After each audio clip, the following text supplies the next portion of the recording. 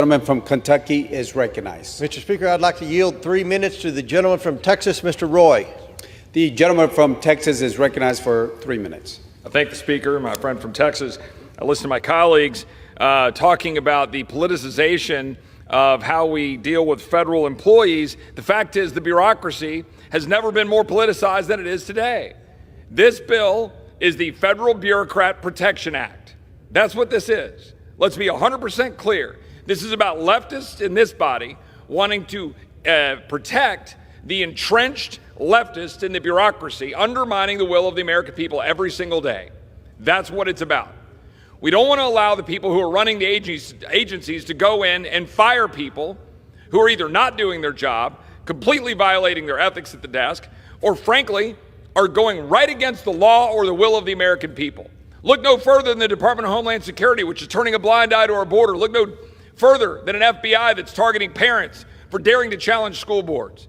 That's what your federal bureaucracy is doing. All of these charges being levied saying, oh, this is about hate, going after federal employees. I'm a former federal prosecutor, worked with the Department of Justice. My father worked in the federal government for 20 years, right here.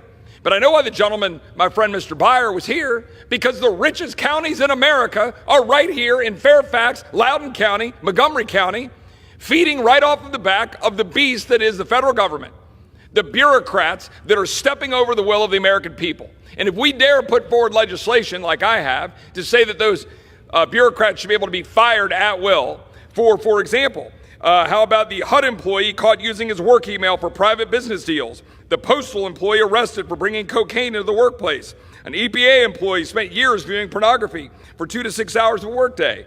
But the fact is, only 25% of federal supervisors felt they could successfully remove an employee, while 78% reported that previous efforts to remove the employee had no effect. Only 3% of whistleblower complaints are substantiated. 175 of 16,000 discrimination complaints were substantiated in 2019.